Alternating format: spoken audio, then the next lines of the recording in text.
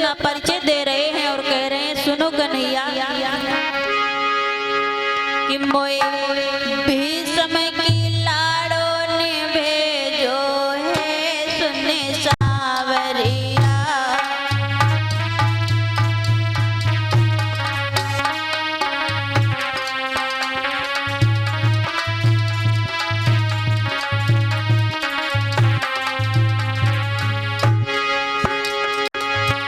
मोए भी समय की बिटिया ने भेजो है सुने सावरिया।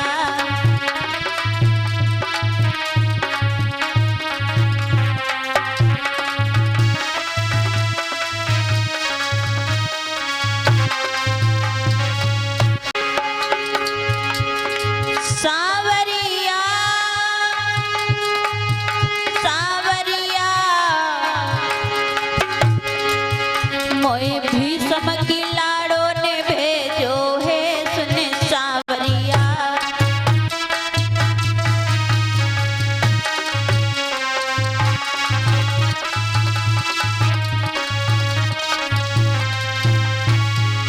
और सुनो, भगवान कन्हैया पूछ रहे विप्रदेव, तुमको आने में कोई दिक्कत तो नहीं हुई? विप्रदेव बोले, दिक्कत, बहुत बड़ी दिक्कत हुई। सुनो कैसी?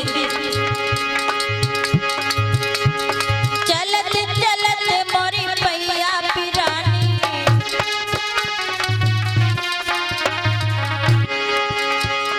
चलत चलत मोरी पैया पिरानी,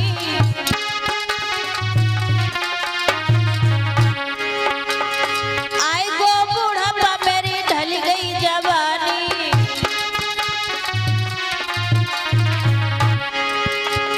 देखन में बूढ़ी उमरिया सुने सावरिया।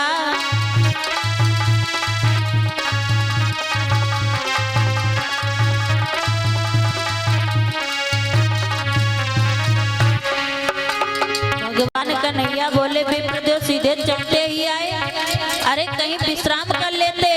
कहा किया ना, देख लई पीपल की छाया,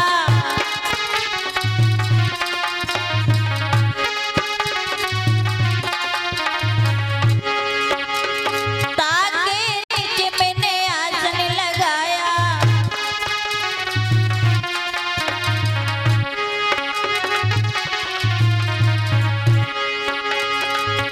ऊपर से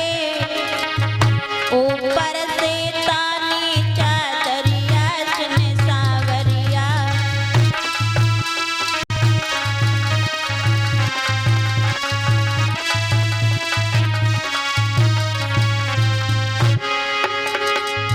मोए भी सम की बिटिया ने भेजो है सुने सावरिया।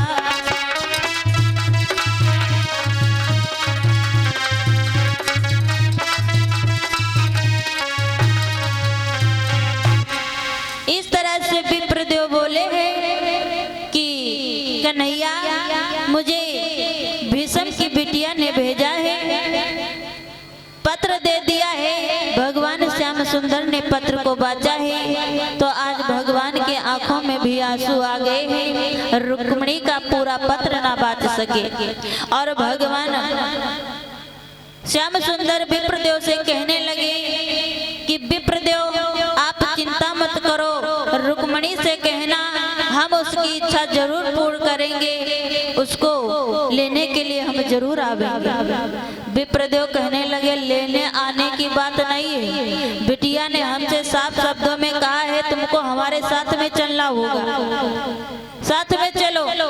तो आज विप्रदेव से भगवान श्याम सुंदर कहने लगे, ठीक है हम तुम्हारे साथ में चलेंगे, लेकिन ये बात हमारे बड़े भैया बलराम को पता नहीं चलनी चाहिए, नहीं तो वो जाने नहीं देंगे। तो क्या करना होगा? विप्रदेव से कहा, तुम ऐसा करना, जब यहाँ से चलने लगना तब नाटक थोड़ा सा करना। कैसा? कहा, जब सीढ़ियाँ उतरने लगना तो तुम सीढ़ियों से गिर जाना और इतना चिल्लाना कि भैया को लगे कि विप्रदेव को बहुत चोट आई है और ऐसा कुछ करना कि भैया स्वयं कह दें कि कन्हैया जाओ विप्रदेव को छोड़ करके आओ। विप्रदेव कहने लगे देखो हम ये कार्य करने के लिए बिटिया से सखरा करके आए हैं कि हम दान दक्षिणा हमको चाहिए, और अगर तुम अपना कार्य करवाना चाहते हो हमसे तो उसके लिए भी दक्षिणा लगेगा, बिना दक्षिणा के हमसे कुछ नहीं होगा।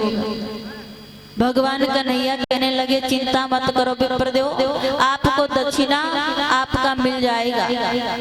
कहा तब ठीक है। अब देखो मेरा कमाल, आज विप्रदेव चलने लगे, विदा ली है, बलराम से भी विदा ली। बलराम कहने लगे विप्रदेव कुछ दिन और ठहर जाओ, आज के दिन ही ठहर जाओ, कल चले जाना।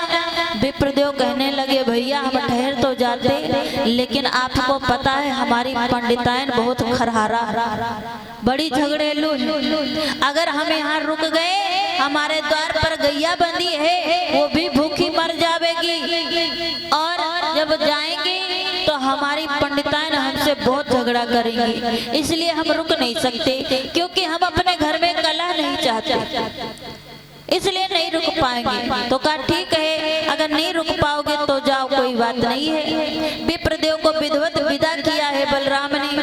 अब विप्रदेव जब सीढ़ियां उतरने लगे, जब लास्ट 2 सीढ़ियां बची तो विप्रदेव ऐसे लड़खड़ाए कि सीढ़ियों के नीचे आकर के गिरे धंधते हुए।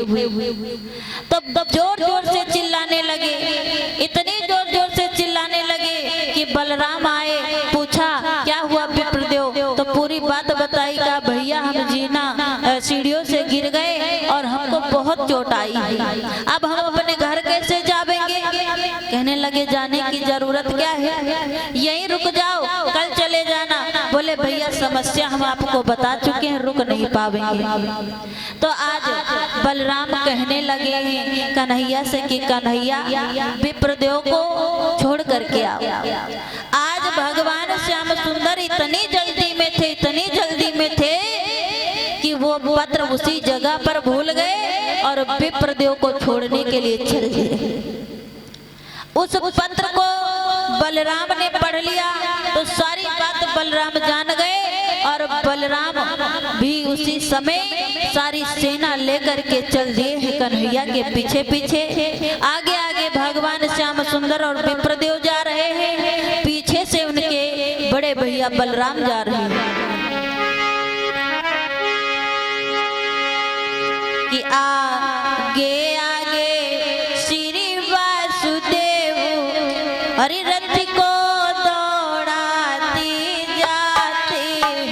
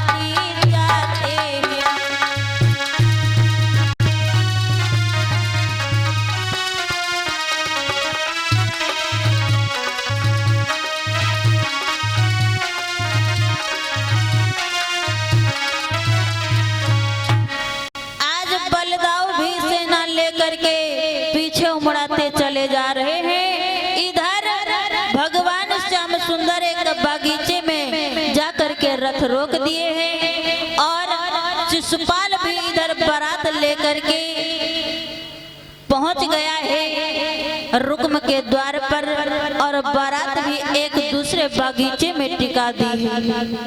इधर अब दोनों दूल्हा आ चुके हैं। देखो यहाँ पर दुल्हन तो एक ही है, लेकिन दुल्हन को ले जाने के लिए दूल्हा दो तैयार है। विप्रदेव से कहा जाओ और जाकर के रुक्मणी से मेरा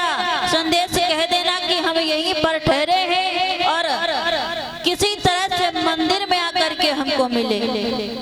विप्रदेव वहां से चले और आकर के बिटिया के पास में पहुंचे। सारी बात बताई है विप्रदेव ने। कहा है तुमको मंदिर में बुलाया है, कन्हैया हमारे साथ में आ चुके हैं, बागीचे में रुके हैं और अब तुम मंदिर में चली जाना, सारा कार्य तुम्हारा बन जाएगा। उसी समय रुक्मणी अपनी सखियों के समेत में अपनी मैया से आज्ञा लेकर के गौरी का पूजन करने के लिए चली है। आज सखियों के समेत मंदिर के पास में जब पहुंची तो कहते हैं भगवान से हम सुंदर मंदिर के पीछे खड़े देख रहे हैं कि इन सखियों में से कौन सी रुक्मणी है। इतनी सुंदर सखियां हैं कि रुक्मणी को भगवान पहचान नहीं पा रहे।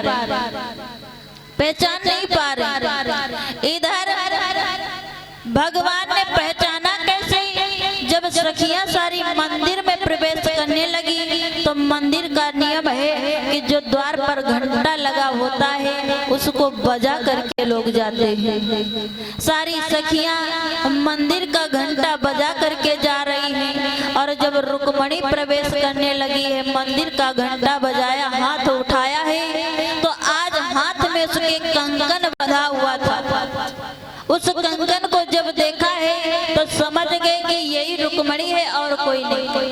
आज दौड़ करके आए रथ लेकर के और रुक्मणी का हाथ पकड़ा, खींच करके रथ पे बिठा लिया और लेकर के चल दिए हैं द्वारिकापुरी।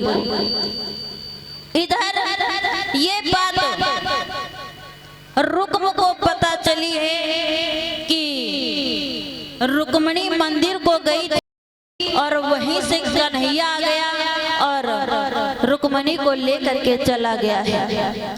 तो दौड़ता हुआ सबसे पहले अपने पिता के पास में गया और पिता को धमकाने लगा, ए पिताजी हमको सच्चा पता दो, तुमने ही कन्हैया को यहाँ बुलाया है ना। पिता डर गए और कहने लगे, बेटा हमने कन्हैया को यहाँ नहीं बुलाया है, तुम गलत समझ रही हो। पिता को डांट करके आज गया, अगर तुमने बुलाया होगा तो तुमको जान से मार देंगे, अगर रुक्मणी ने बुलाया होगा तो रुक्मणी को जान से मार देंगे। आज सब कुछ मैं चौपट कर दूंगा। इतनी गुस्से में वहां से चला बकता झकता हुआ रुक्म आज शिशुपाल के पास में पहुंचा और शिशुपाल भी अपनी सेना लेकर के आया है। जरासंध भी अपनी सेना लेकर के आए हैं बारात में और जाकर के पूरी बात बताई कि भैया तुम सब यहीं बैठे रहो, वहां कन्हैया रुक्मणी को लेकर के चला गया है। शिशुपाल बड़े गुस्से में आ गया कि अरे बारात लेकर के हम आए और उस कन्हैया की इतनी हिम्मत की रुक्मणी को लेकर के चला गया, हम उसको जान से मार देंगे। जरासंध कहने लगे, इतना चीखो चिल्लाओ मत, अभी तुमको कन्हैया के बारे में पता नहीं है। कि जरासंध कहने लगा, कृष्ण नहीं है क्षीर, उस आहिर को जीतना है कुछ टेढ़ी खीर। अरे हमने 17 बार कन्हैया पर धावा बोला है और 17 बार पराजित हुआ। ऐसा करो, अकेले नहीं जीतोगे, सब चल करके धावा बोलो तब जीतोगे। आज सारे लोग चल दिए हैं और रुक्म आगे आगे भागता हुआ जा रहा है। लोग पूछ रहे, अरे भैया तुम्हारे द्वारे पर तो बारात आई और तुम यहाँ बक्के झक्के चले जा रहे हो भागते हुए। रुक्म कहने लगा, है ज्यादा बातें ना करो, तुम्हें क्या पता, हमारी तो यहाँ जीजी भाग गई और तुमको बारात की पड़ी है। लोगों को पता चल गया कि रुक्मणी भाग गई। तब तक शिशुपाल भी अपना समझते हुए भागता हुआ चला जा रहा है, धोती संभाले जा रहा है, भाग रहा है। लोग कहने लगे, भैया रुक्म की चलो जीजी भाग गई और तुम्हारी कौन भाग गई जो तुम्हें इतना मारे उतावले हो जा रहे हो, भागत जा रहे हो। कहने रुक्म की तो जीजी भाग गई, हमारी होने वाली गराइतिन भाग गई, कैसे न जाए कैसे न जाए। आज सेना लेकर के वहीं पर पहुंच गए जहां पर भगवान श्याम सुंदर रुक्मणी को लिए जा रहे थे। आज ललकारा है भगवान श्याम सुंदर को एक कन्हैया की पीठ दिखा करके मुंह चुरा करके इस तरीका से भागे कहाँ जा रहे हो। अगर तुम कुछ आन बान रखते हो तो रथ को वहीं पर खड़ा कर दो। अगर तुमने अपनी मैया का दूध पिया हो तो उसका दूध अदा कर दो। अगर तू सच्ची माँ का बेटा है तो उसके दूध अदा कर दे। इस तरीका से जब बातें कही है तो भगवान ने जहाँ का तहाँ रथ रोक दिया, जहाँ का तहाँ रथ रोक दिया और कहा आओ आज हमारा तुम्हारा युद्ध ही हो जाए, देखे किसकी माँ ने किसको दूध पिलाया है। तब तक एक मंत्री आगे आया और कहने लगा, एक कन्हैया क्यों फालतू में मरना चाहते हो? तुम्हारी भलाई इसी में है कि तुम हमारी बुआ को हमको दे दो और तुम वापस चले जाओ, अन्यथा मारे जाओगे। भगवान श्याम सुंदर बोले, जरा आगे बढ़कर के तो आओ, देखें किसमें कितना दम है। हम मारे जाएंगे या तुम मारे जाओगे? आज हम तुमको मार देंगे। मंत्री बोला, मारे वारी कुछ नहीं दिया हो, अब तुम्हारी लिखी है मौत हमारे हाथन से, और तुमका हम ही युद्ध भूमि में हम मार के डाल दे, हमारे भरे तो हो नहीं, और अतनी सेना खड़ी है तो इसे कैसे जीती हो? कन्हैया मुस्कुराए और कहा, आगे बढ़ कर के आओ, तुमको पता है तुम चाहे जितना दम लगा लो। सुनो,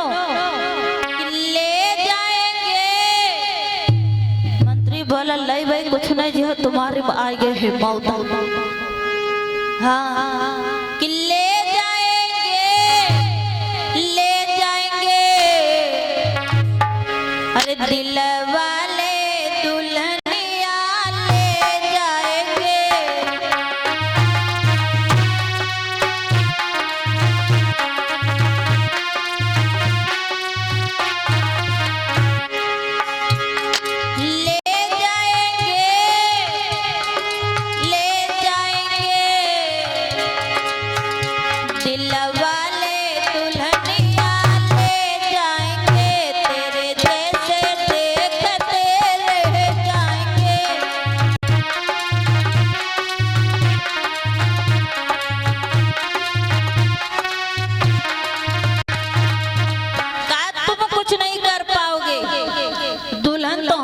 करके जाएंगे। मंत्री कहा, अगर ऐसी बात है तो आओ। आज जो ही आगे बढ़ा है तो एक ही बार में मंत्री दूर गिरा जा करके बेहोश हो गया। इधर कहते हैं महाराज रुक्म और शिशुपाल सबने भगवान श्याम सुंदर से युद्ध किया है, लेकिन कोई भगवान से युद्ध में जीत नहीं पाया है। इधर बलराम भी अपनी सेना लेकर के वहां पर आ गए हैं। आज घमासान युद्ध होने लगा है। दोनों पक्षों में बहुत ही घमासान युद्ध हो रहा है। इस तरीका से शिशुपाल को जब परास्त कर दिया है भगवान श्याम सुंदर ने, जरासंध को भी परास्त कर दिया, सारी सेना को समाप्त कर दिया। अब रुक्म के साथ में जब युद्ध कर रहे हैं भगवान श्याम सुंदर, तो कहते हैं जब रुक्म ने बाण छोड़ा है तो भगवान श्याम सुंदर ने अपने बाण से उसका बाण तोड़ दिया, और अपना बाण जब भगवान ने चलाया है तो जा करके रथ के पहिया पर लगा तो रथ का पहिया डगमगा गया, धुरा से हट गया। अब जो ही वो अपना पहिया सही करने लगा, सोई दौड़ करके भगवान श्याम सुंदर ने रुक्म को पकड़ लिया। अब मल्लयुद्ध होने लगा रुक्म और भगवान श्याम सुंदर के बीच में। अंत में भगवान ने रुक्म को पकड़ लिया, बांध लिया, और जब बांध लिया है तो मारना चाहते हैं रुक्म को भगवान श्याम सुंदर। जो ही रुक्म को मारना चाहा तो आज रुक्मणी दौड़ करके भगवान कन्हैया के चरणों में गिर गई और रोने लगी, कहने लगी है स्वामी आप मेरे भैया को मत मारो, मेरे भैया को मत मारो। तो भगवान कन्हैया कहने लगे रुक्मणी पागल हो गई हो, अरे तुम अभी मरी जा रही थी, हमको पत्र भिजवाया, कहा हमारा ब्याह मेरा भैया अपने साले शिषपाल के साथ में कर रहा है, अगर तुम नहीं आओगे तो हम मर जाएंगे। और आज जब तेरे भैया की बारी आई तो हमसे तू भीख मांग रही, कह रही भैया को छोड़ दो, इसको छोड़ेंगे नहीं, इसको हम अब जान से मार देंगे। तो रुक्मणी रोने लगी, कहने लगी स्वामी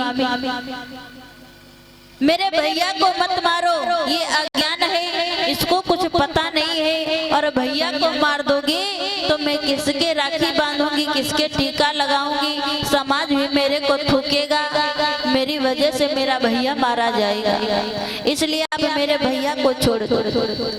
तो कहा ठीक है तुम्हारे भैया को हम छोड़ देंगे, लेकिन इसको हम द्वारिकापुरी को बांध करके जरूर लेकर के जावेंगे। जो ही रथ में बांधा है खींचते हुए लेकर के चले हैं कन्हैया, तो बलराम वहां पर आ गए और भगवान श्याम सुंदर को डांटने लगे, कहने लगे कन्हैया तुझको जरा भी उपद्रव किए बिना चैन नहीं पड़ता है, अरे ये तू क्या कर रहा है, अपना ये संबंध तू कैसे निभा रहा है, भला कोई संबंधी अपने संबंधी के साथ में ऐसा करता है।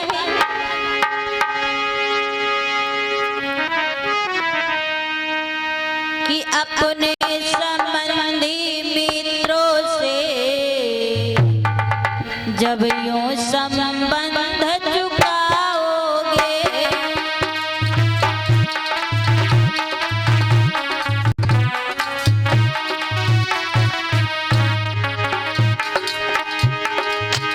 अपने संबंधी मित्रों से जब यूं संबंध चुकाओगे,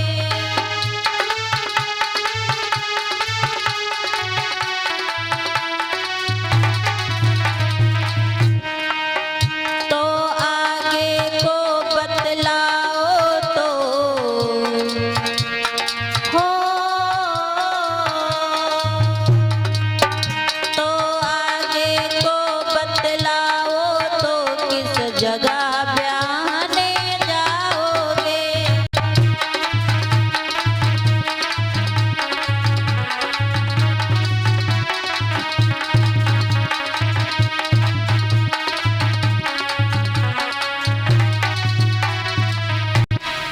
इस तरीका से भगवान श्याम सुंदर से बलराम बोले कि कन्हैया अगर तुम ऐसा करोगे अपने साले के साथ में इसको खींचते हुए ले जाओगे तो लोग देखेंगे, और आगे जब पहला संबंध तुम इस तरीका से चुका रहे हो, अपना ब्याह इस तरीका से कर रहे हो, तो आगे चल करके अपने बच्चों का अपने पोतों का ब्याह किस तरीका से करोगे, कौन करेगा तुम्हारे कुल में ब्याह। लोग कहेंगे अरे कन्हैया के कुल में ब्याह मत करना, कन्हैया वही है जो अपने साले को रथ में खींच करके ले गए थे, वहाँ साले का मान सम्मान नहीं है, संबंधियों का मान सम्मान नहीं, वहाँ नहीं ब्याह करना है, तो बताओ कैसे ब्याह करोगे। इस तरीका से जब डांट लगाई है, और उसी समय बलराम ने रुक्म को कन्हैया के चुंगल से छुड़वा दिया और इधर रुक्म को भिजवा दिया है। इधर भगवान श्याम सुंदर रुक्मणी को लेकर के द्वारिकापुरी को आए, और महाराज जब द्वारिकापुरी में आए हैं तो घर घर में उत्साह हुआ है, आनंद मनाया गया, और वैदिक विधि से भगवान श्याम सुंदर का विवाह रुक्मणी साथ में किया है। बोले वृंदावन बिहारी लाल की। इस तरीका से इधर वैदिक विधान से भगवान कन्हैया का रुक्मणी के साथ में विवाह हुआ है। राजा भीष्मक भी बढ़िया कन्यादान किए हैं और शुभ दान आनंद के साथ में चुपचाप वहां पर भिजवा दिया है। बोलिए वृंदावन